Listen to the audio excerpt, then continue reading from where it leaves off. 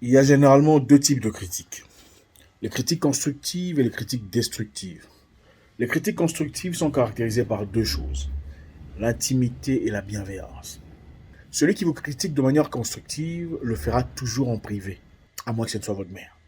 Il aura toujours le temps, il s'assurera de vous parler de manière clos et privée, dans un milieu où personne ne sera comme témoin. L'objectif, évidemment, c'est de vous parler, seul à seul, de vous expliquer ce qu'il pense, de vous transférer sa matière. Une personne qui vous critique de manière constructive ne le fait jamais en public.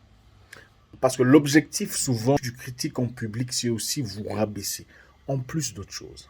Deuxièmement, la bienveillance. Les critiques constructives sont caractérisées par la bienveillance. Celui qui vous critique de manière constructive dans le but de vous améliorer, le fait toujours dans le bonheur, dans la joie, dans le but de vous améliorer. Il te dit, ton restaurant est génial, mais le service est un peu lent. Je ne sais pas si on peut améliorer ça.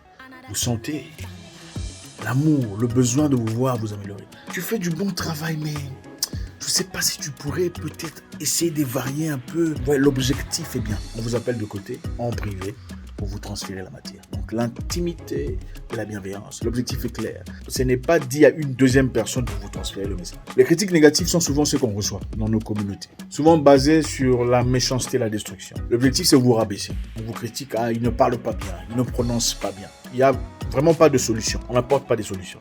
Ceux qui critiquent de manière négative ont l'objectif de vous rabaisser, ne vous apportent jamais de propositions, seulement des plaintes. Ah, son restaurant aussi est cher. Ah, ces items sont vraiment chers. D'ailleurs, elle achète ça ici à Shanghai ou à Dubaï. Bref, non, il n'y a pas de... Est-ce qu'on peut améliorer ici? Non. Les travailleurs sont très impolis, le service n'est pas classe, les couleurs sont pas bien. Ce sont des critiques qu'on ne peut malheureusement pas changer. Il n'y a pas de proposition, il n'y a pas d'idée alternative. L'objectif ici n'est pas de vous améliorer. L'objectif est de vous gêner, de vous remettre en question, de vous pousser à commencer à douter de vous-même. Généralement, sont émis par des personnes aigries, amères, qui n'aiment pas leur propre vie, qui n'ont généralement rien à dire de bien sur eux-mêmes. Pour donner une certaine signification à leur propre vie ou de l'importance, dans ce cas, ils vont chercher quelqu'un vers qui déverser leur méchanceté.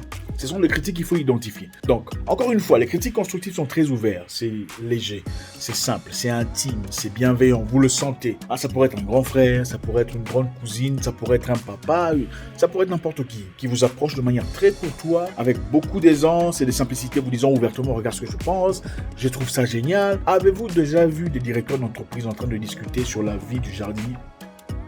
Avez-vous déjà vu des promoteurs, des organisateurs, des inspecteurs parler du huissier et de sa vie personnelle et de ses problèmes d'alcool, ses problèmes de mariage? Absolument pas. C'est toujours les jardiniers qui parlent du directeur. S'ils ont du temps à parler de vous, il n'y a probablement rien de bien à dire sur leur propre vie.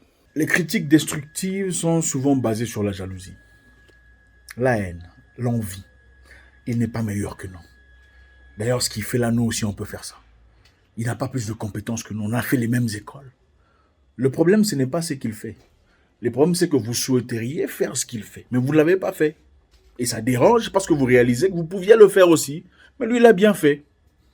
Maintenant, qu'est-ce que vous critiquez? Vous ne critiquez rien. Vous dites simplement, il ne dit rien de nouveau. Voilà. Il ne dit rien de... Mais pourquoi toi, tu n'as pas dit ça? Il fallait que tu dises ça. Les critiques négatives, quand vous êtes dans une plateforme, vous émettez vos idées, vos pensées. On vient vous corriger dans vos idées, vos pensées. Mais pourquoi vous n'allez pas corriger dans vos propres plateformes? Vous attendez que quelqu'un présente ses idées, construise quelque chose. Quand ça monte, toi, tu viens le montrer comment changer sa construction. Mais quand il a commencé la construction, tu n'étais pas là. Quand tu attends les finitions, c'est là que tu dis non, ici, on ne fait pas ça comme ça. Mais pourquoi tu n'as pas fait ça? Qu'est-ce que toi, tu as construit? Critiques destructives sont basées sur la méchanceté, l'aigreur, la noirceur d'esprit. C'est évident, l'énergie est négative, ça se sent. Les vibrations sont mauvaises. Encore une fois, l'intelligence, c'est savoir distinguer ces critiques.